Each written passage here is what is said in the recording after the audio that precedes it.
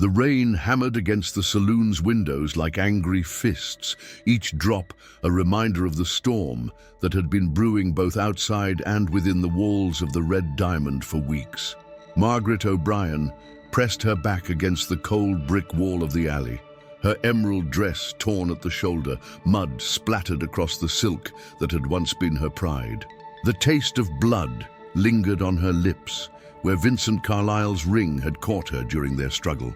She could still hear his voice echoing in her mind, venomous and cruel.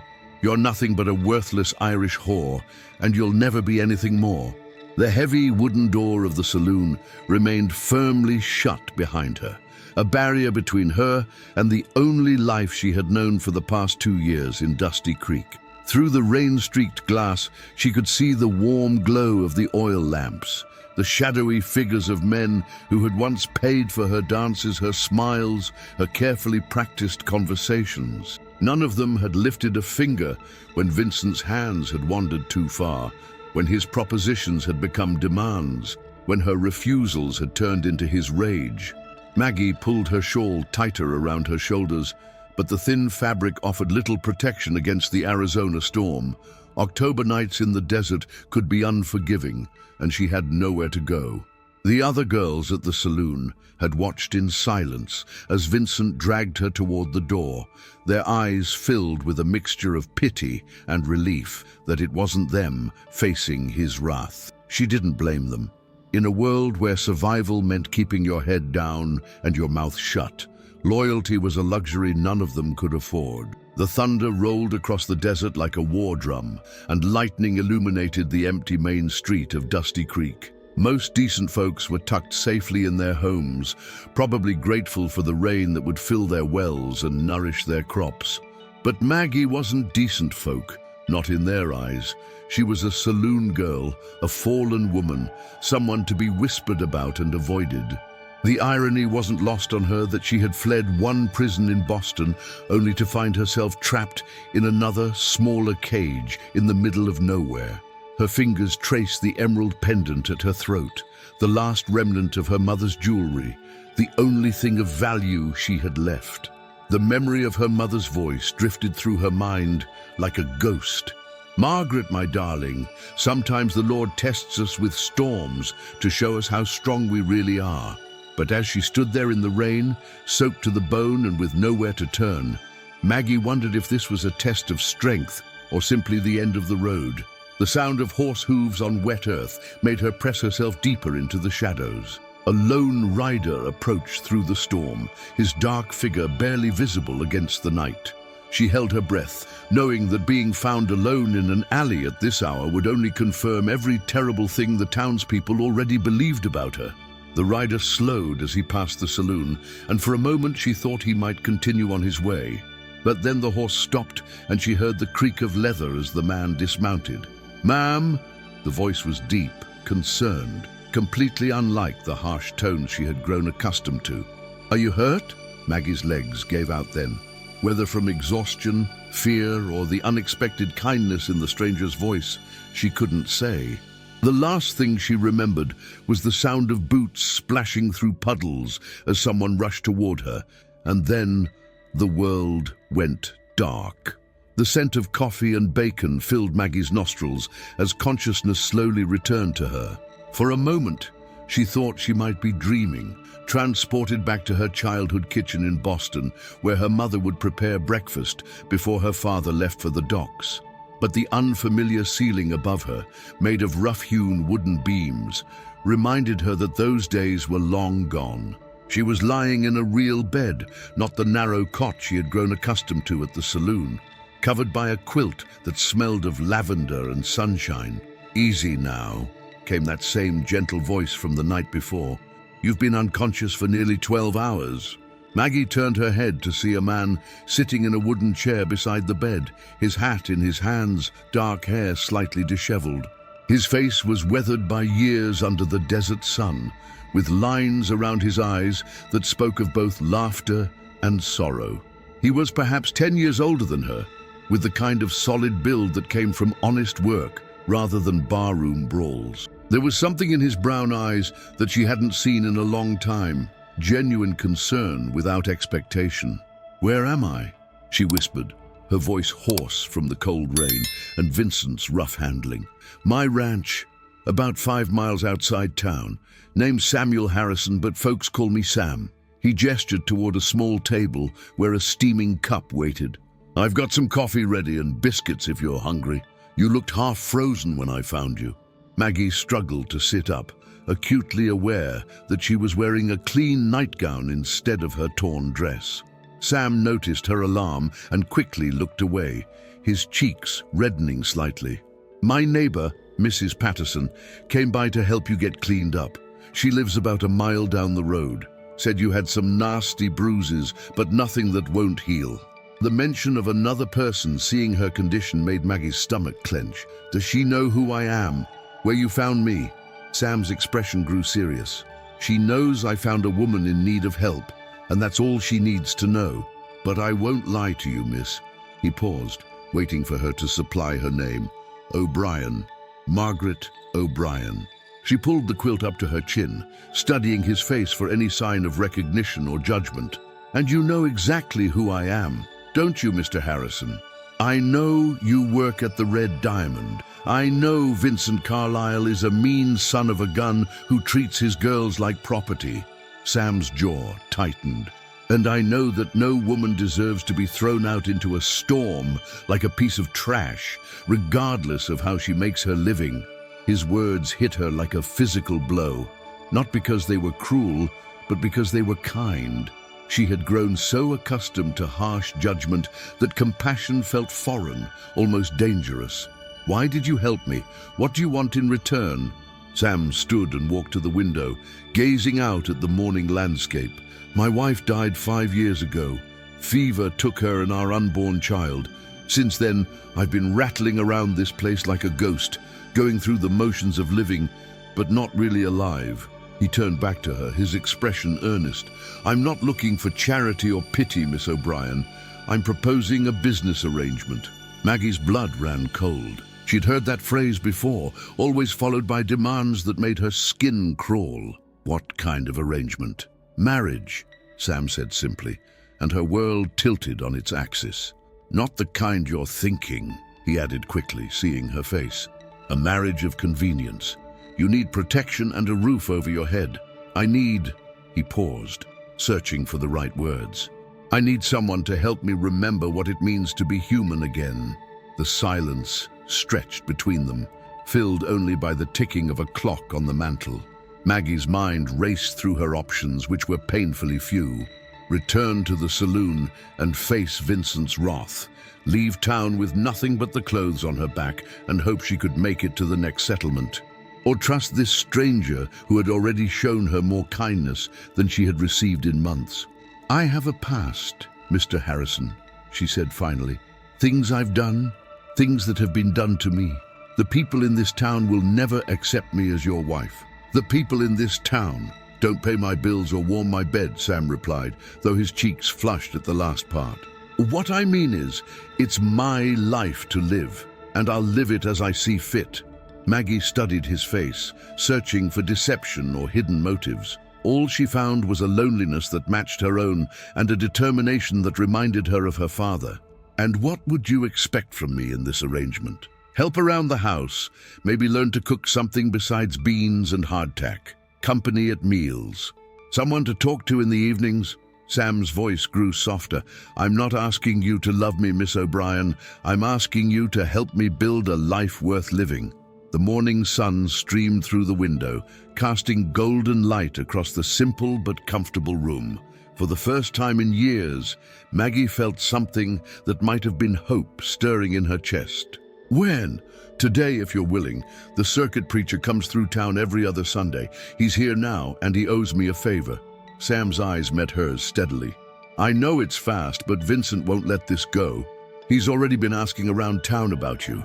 Maggie closed her eyes, feeling the weight of the decision settling on her shoulders. When she opened them again, Sam was still watching her with that same patient, gentle expression. "Yes," she whispered. "Yes, I'll marry you, Samuel Harrison." The simple gold band on Maggie's finger felt heavier than any chains she had ever worn. 3 weeks had passed since Reverend Matthews had pronounced them husband and wife in the small church on Main Street with only Mrs. Patterson and her husband as witnesses. The ceremony had been brief, almost businesslike, but the weight of the commitment hung between them like morning mist over the desert. She stood at the kitchen window, watching Sam work with the horses in the corral. His movements were practiced and gentle, his voice low and soothing as he spoke to the animals. It was the same tone he used with her, she realized. Patient, careful, as if he understood that trust was something that had to be earned slowly, like coaxing a wild creature to eat from your hand.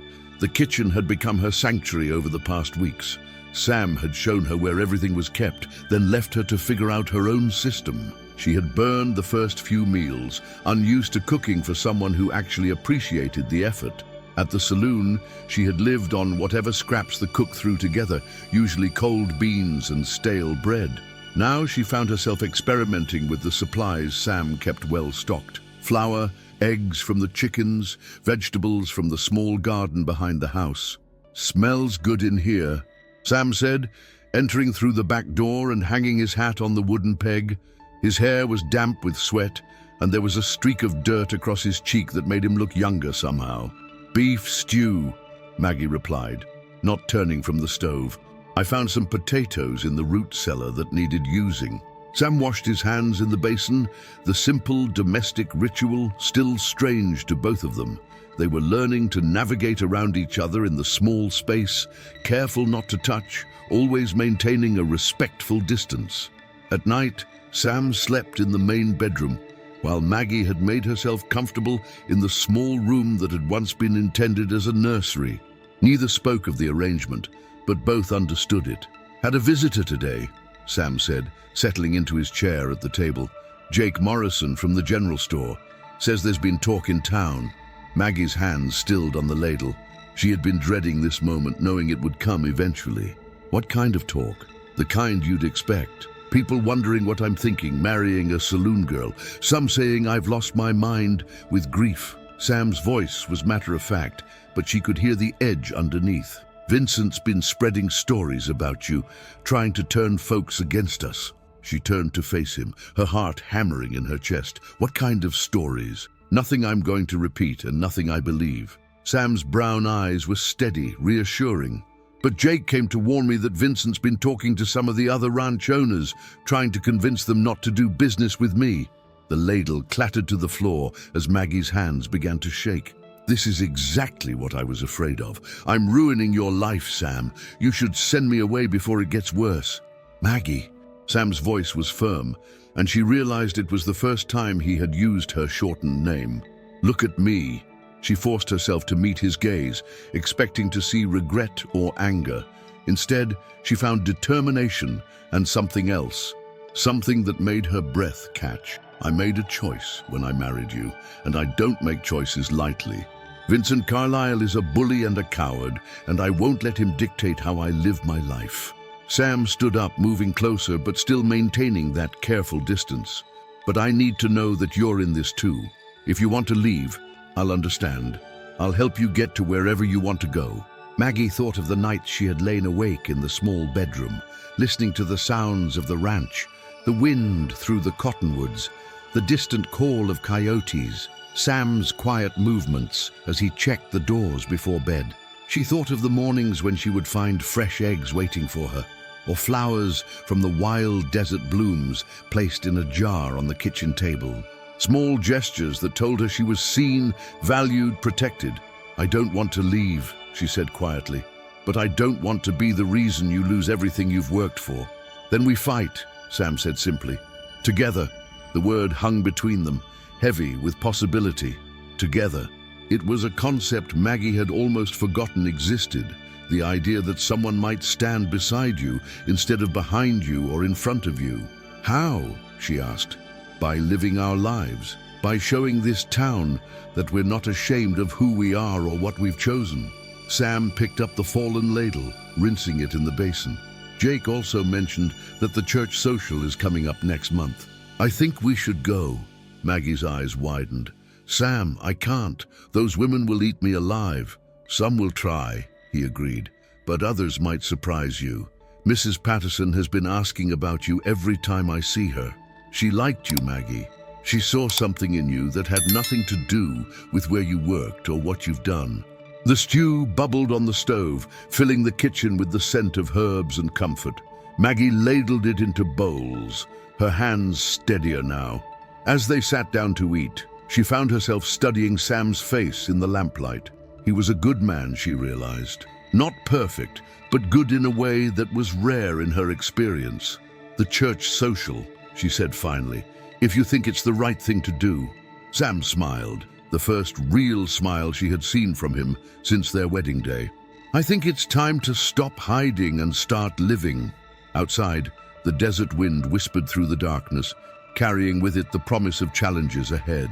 But inside the small kitchen, two people who had found each other in the storm were beginning to build something new, fragile as a spider's web, but strong enough to catch dreams. The letter arrived on a Tuesday morning, delivered by a man Maggie had never seen before, well-dressed, with the pale complexion of someone who spent his days indoors. She watched from the kitchen window as he spoke briefly with Sam near the barn, handed over the envelope, and rode away without looking back. Something about the stranger's bearing, the formal way he had presented the letter, made her stomach twist with a familiar dread. Sam walked back to the house slowly, studying the envelope in his hands. The paper was expensive, cream-colored with elegant script across the front. When he entered the kitchen, his expression was troubled. "It's addressed to Mrs. Margaret Harrison," he said, holding it out to her. "But the return address says, Whitmore and Associates, Attorneys at Law, Boston, Massachusetts." Maggie's hands trembled as she took the letter. She recognized the law firm's name immediately. They had handled her father's affairs after his death, and later the arrangements for her engagement to Richard Blackwood. The engagement she had fled in the middle of the night 2 years ago, leaving behind a life of privilege for the uncertain freedom of the frontier. "Maggie?" Sam's voice seemed to come from very far away. "Do you want me to leave while you read it?" She shook her head, breaking the wax seal with fingers that felt numb.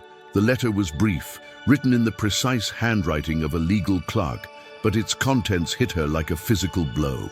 "Mrs. Harrison," she read aloud, her voice barely above a whisper, "we have been retained by Mr. Richard Blackwood to locate his former fiancée, Miss Margaret O'Brien, who disappeared from Boston in September of 1878. Our inquiries have led us to believe that you may be the person in question. Mr. Blackwood wishes to discuss matters of mutual interest and has authorized us to inform you that he will be traveling to Arizona Territory within the month. He has requested that you remain in your current location until his arrival." The letter slipped from her fingers, floating to the floor like a dying bird. Sam caught her elbow as she swayed, guiding her to a chair with gentle hands. "Who is Richard Blackwood?"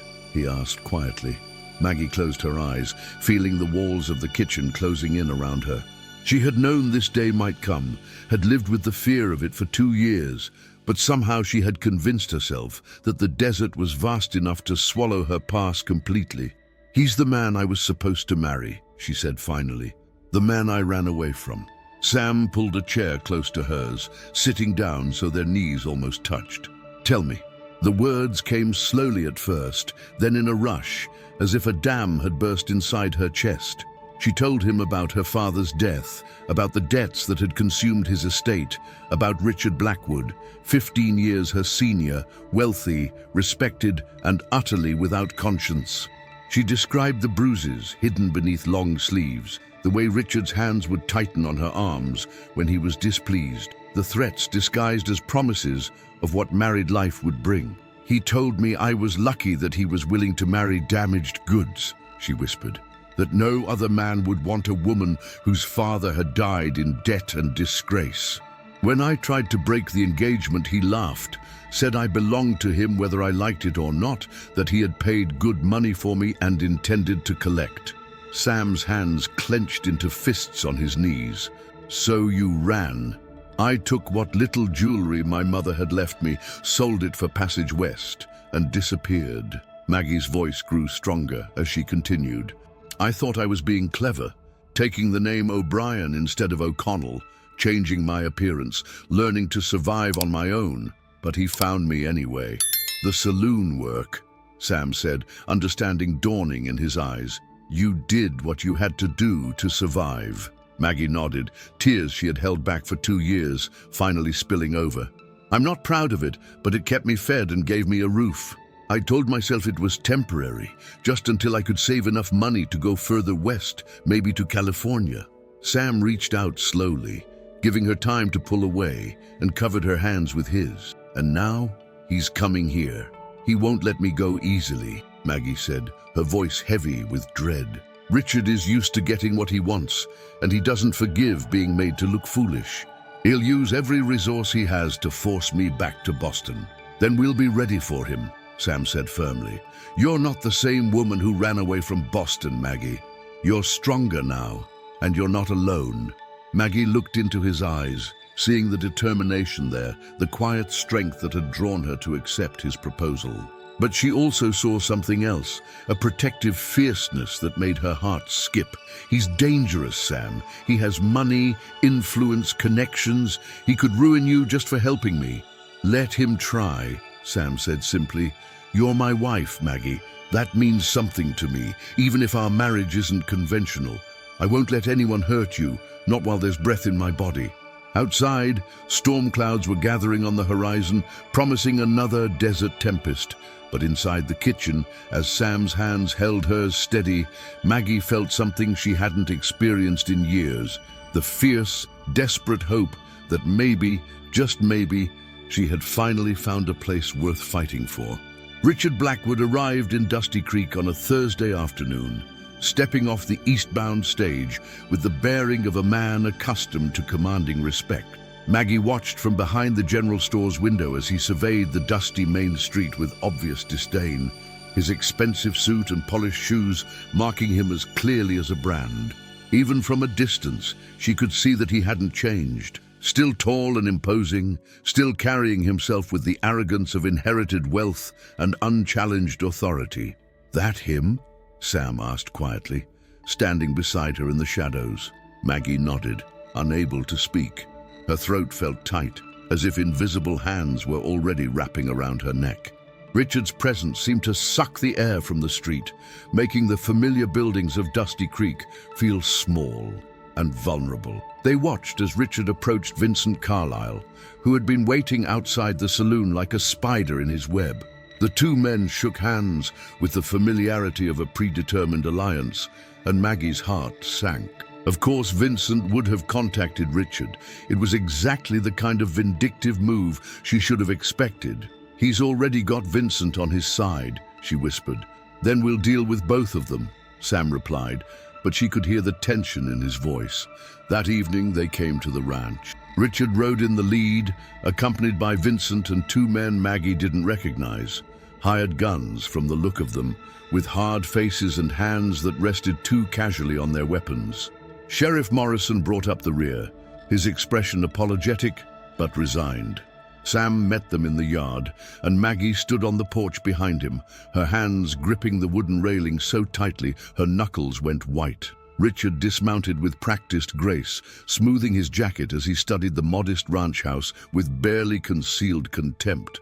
"Mr. Harrison, I presume," Richard said, his Boston accent cutting through the desert air like a blade. "I am Richard Blackwood, and I believe you have something that belongs to me." "I have a wife," Sam replied evenly, "if that's what you're referring to." Richard's laugh was cold and humorless. "A wife? This woman is a runaway, Mr. Harrison, engaged to me for nearly 2 years. She stole from me when she fled Boston, and I've come to collect what's mine. I never stole anything." Maggie found her voice, stepping forward despite the fear that threatened to paralyze her. "And I'm not yours, Richard. I never was." Richard's eyes fixed on her with a possessive intensity that made her skin crawl. "Margaret, darling, you look rustic. This frontier life hasn't been kind to you." His gaze raked over her simple dress and sun-touched skin with obvious disapproval. "But no matter. You'll recover your proper appearance once we return to civilization." "She's not going anywhere with you," Sam said, his voice carrying a quiet authority that made even the hired guns shift uncomfortably. "I'm afraid that's not your decision to make," Richard replied smoothly. He reached into his jacket and withdrew a folded document. "I have a legal contract, signed by Margaret's father before his death, promising her hand in marriage. In the eyes of the law, our engagement was never properly dissolved." Sheriff Morrison cleared his throat uncomfortably. "Mr. Harrison, I'm sorry, but Mr. Blackwood has presented compelling evidence. The law says a lot of things," Sam interrupted. "But it also says a woman has the right to choose her own husband. Maggie married me of her own free will, in front of witnesses, with a legal ceremony." Vincent spat into the dust. "A saloon whore's marriage ain't worth the paper it's written on." Sam's hand moved to his gun so fast that even the hired men tensed. "Say that again, and it'll be the last words you ever speak." "Gentlemen, please," Richard said with false civility. "There's no need for violence, Margaret. Surely you can see reason. You've had your little adventure, but it's time to come home. I'm prepared to be generous about your indiscretions, provided you come with me willingly." "And if she doesn't?" Sam asked. Richard's mask of civility slipped slightly, revealing the cruel man beneath. "Then I'll be forced to take more direct action. You see, Mr. Harrison, I've discovered some interesting information about your wife's time at the Red Diamond. The kinds of things that, if they became public knowledge, might cause the good people of this territory to question the validity of your marriage. A woman of ill repute, after all, can hardly be considered a proper wife." The threat hung in the air like poison gas. Maggie felt her carefully built life crumbling around her, the respectability she had fought so hard to achieve slipping away like sand through her fingers. "You have 3 days to consider my offer," Richard continued. "After that, I'll be forced to pursue other remedies. Sheriff Morrison has assured me of his cooperation in enforcing the law." As the group rode away, leaving clouds of dust and menace in their wake, Maggie collapsed onto the porch steps. The future she and Sam had been building together suddenly seemed as fragile as morning frost, ready to disappear at the first touch of harsh reality. "We'll find a way," Sam said, sitting beside her on the steps. "I promise you, Maggie, we'll find a way." But as the desert wind carried the sound of departing hoofbeats into the gathering darkness, both of them wondered if promises would be enough to stand against the storm that was coming. The third dawn came with gunfire. Maggie woke to the sound of Sam's rifle answering shots from the yard, and she knew their time had run out. Richard had come to collect his prize, and he had brought enough men to ensure there would be no discussion this time. She found Sam crouched behind an overturned table, methodically loading his Winchester. A bullet had grazed his shoulder, staining his shirt with blood, but his hands were steady as granite. "How many?" she asked, grabbing the shotgun from above the fireplace. "4, maybe 5. Richard staying back, letting his hired guns do the work. Sam's jaw was tight with pain and determination. Vincent's with them too. Through the shattered window, Maggie could see Richard standing near the barn, well out of range, but close enough to direct his men. The sight of him filled her with a rage she had never known she possessed. Not just for herself, but for the man bleeding beside her, for the life they had built together that he was trying to destroy. "I'm going out there," she said suddenly. "Like hell you are. Sam, listen to me." She grabbed his arm, forcing him to meet her eyes. "This is about me. Richard wants me alive. He won't risk his men shooting if I'm in the open." Before Sam could stop her, Maggie stood and walked to the door. "Richard," she called out, "I'll come with you. Just leave Sam alone." The shooting stopped. In the sudden silence, she could hear her heart hammering against her ribs as she stepped onto the porch, hands raised. "Margaret, darling," Richard called back. "How sensible of you. I knew you'd see reason eventually." But as Richard stepped forward, confident in his victory, Maggie saw something he had missed. Mrs. Patterson and her husband were approaching from the east, along with Jake Morrison and several other townspeople. They had heard the gunfire and come to help, not because they had suddenly accepted her, but because they respected Sam and wouldn't stand by while a good man was murdered on his own land. "You made one mistake, Richard," Maggie called out, her voice carrying across the yard. "You assumed this was still about you and me, but I'm not the same frightened girl who ran away from Boston. I'm Mrs. Samuel Harrison now, and this is my home." The distraction was all Sam needed. His rifle cracked twice, and 2 of Richard's hired guns dropped. Vincent cursed and fired wildly as Jake Morrison's shotgun roared from behind the barn. The 3rd gunman threw down his weapon and raised his hands as he found himself surrounded. Richard's face contorted with rage as he realized his plan had crumbled. "This isn't over, Margaret. I'll drag you through every court in the territory." "No," Sheriff Morrison said, stepping out from behind the townspeople with his badge gleaming in the morning sun.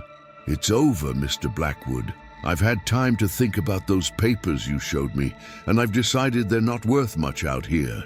Mrs. Harrison made her choice, legal and proper, and I'm inclined to respect it." As the sheriff took Richard and his remaining men into custody, Maggie felt Sam's arms close around her from behind. She leaned back against his solid warmth, watching as the man who had haunted her nightmares was led away in chains. "Is it really over?" she whispered. "It's over," Sam confirmed, his voice rough with emotion. "We're free, Maggie, both of us." As the sun climbed higher over the desert, painting the sky in shades of gold and promise, Maggie turned in her husband's arms and kissed him properly for the first time. It was a kiss that tasted of new beginnings, of hope reborn, and of a love that had grown quietly in the space between 2 wounded hearts. The storm had passed and they had survived it together. Now it was time to build something beautiful in the aftermath.